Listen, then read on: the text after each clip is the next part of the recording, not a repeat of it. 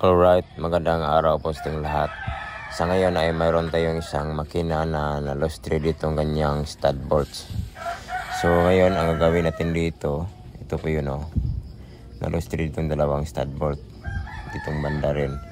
So bali ang gagawin natin dito sa kanyang stud bolts kasi yun po, ito ang kanyang pinaka ng pewter ng makina. Nadala na po ang kanyang thread. So ito yun parang spring. So nabunot ko siya kasi yun po, iwan ko kung na sobrahan ba ng higpit o mainit o ba hinigpitan. So ganito po yun ang nangyari. Dito yan galing.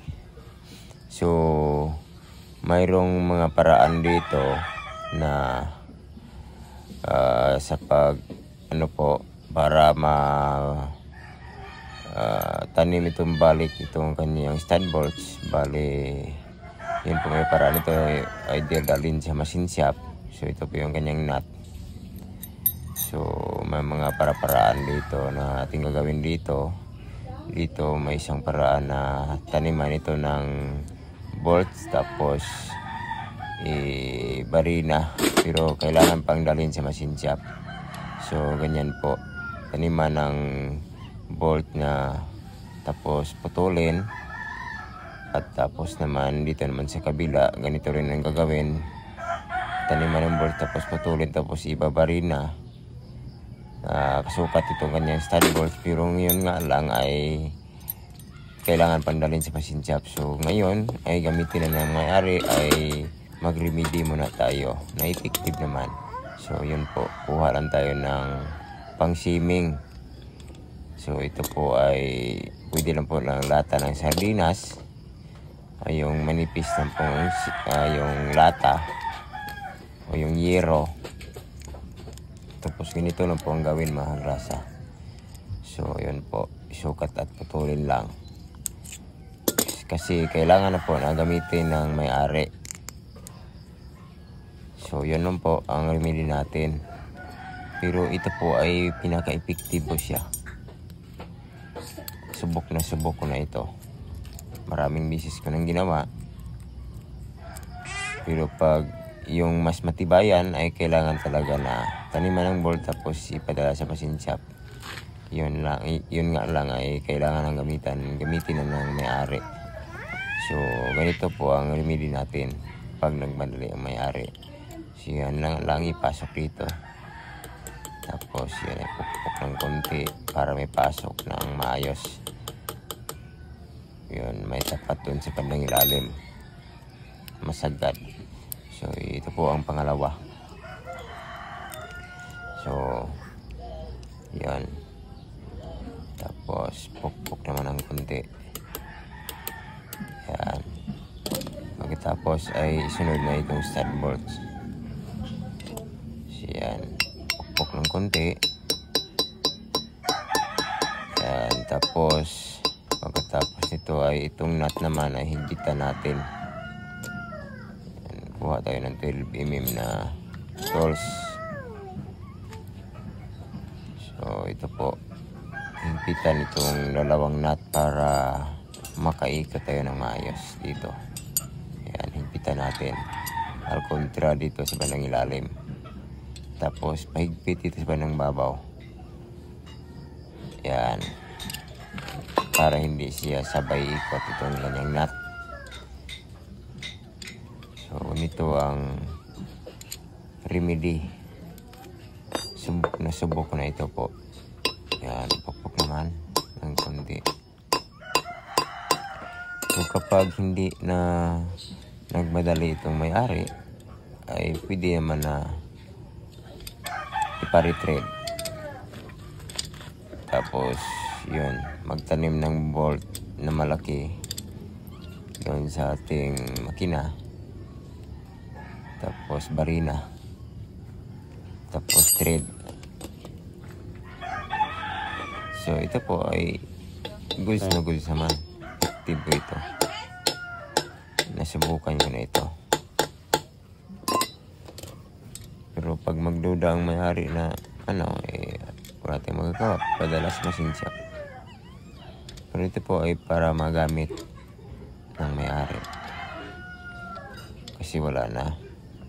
Hindi na kumakapit sa ilalim sa pinaka-thread. So ganito lang ang gawin, mag-seaming lang. Iruba o yung sa 155 na tinapa, yung sardines. Yung basyo lang. Nakakain ka pa ng sardinas tapos na-solve pa ang problema ng motor. O di kaya maghanap lang kayo ng yero o mga lata doon sa paligid-ligid,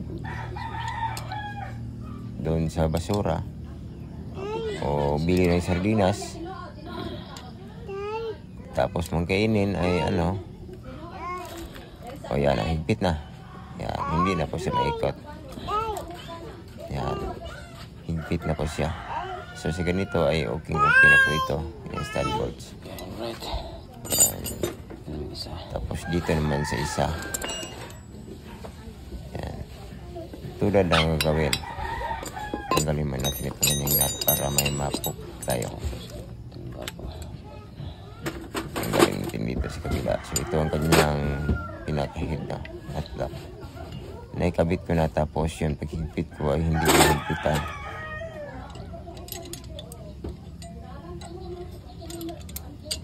Yan, tanggalin natin.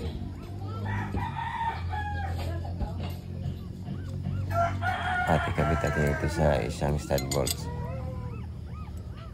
Yan, ito lang ang paghigpit. Hindi na siya sabay ikot. Yan, approve na approve. Yan, okay itong diskarte na to. Subok ko na. Kaya sana dito ay makuha ko yung mga idea. Kahit na pang remedy lang, pero magamit naman.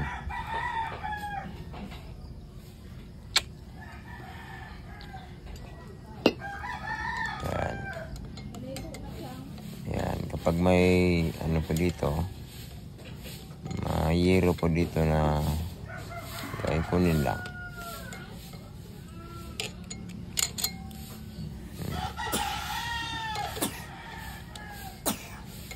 Para hindi makasagabal sa cylinder block. Kasi ito po, ay makasagabal sa cylinder block kapag hindi maayos. Pagka mag-leaking ang oil. Yan, kabit dito. Tapos higpit naman para may mahigpitan tayo. May nut na mahigpitan ng ating tools. Yan, higpit, tapos kontra doon sa parang ilalim.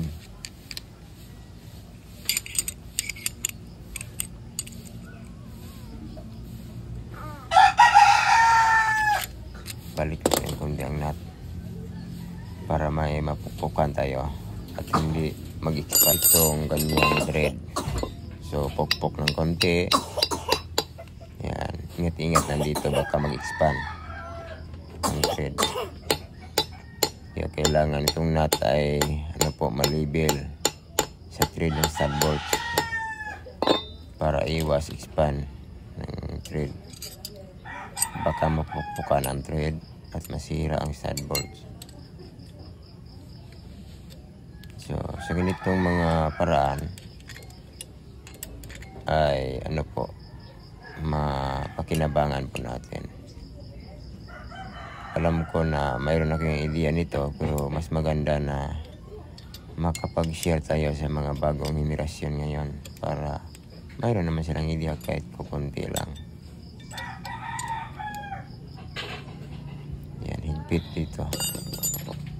Yan. Tapos mayroon na tayong higpitan para may pasok ang nut, ang thread. Higpit, tapos pag na-feel mo na hindi siya pumapasok ng maayos ay pukpok naman. Yan o. Yan. Kumakagat na siya. Yan, kumakagat ng thread. Dandahan siyang pumapasok. Yan, tapos ayan, pukpok naman ng konti. Hindi ka na matakot magpukpok dito ng martilyo kasi hindi na mag-expand itong kanyang thread kasi mayroon ng nut na nakalabel.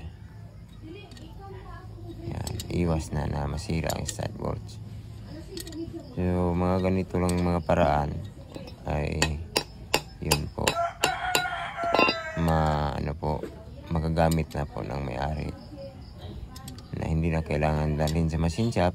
Pero pag kinakailangan na dalhin sa machine shop, pag hindi nagmadali ang may-ari ay yun po, magtanim ng bolt tapos sabay traha, tapos barina ng bolt dun sa pinaglalim para maitanim ang stud bolts sa bagong tinatanim na bolt. Pero kailangan pa ng machine shop mga grasa. Yan, pukpok naman para mapasok. Pag makapit yung sa bandang ilalim ay okay na. Yan, higpit na siya. Yan, higpit na.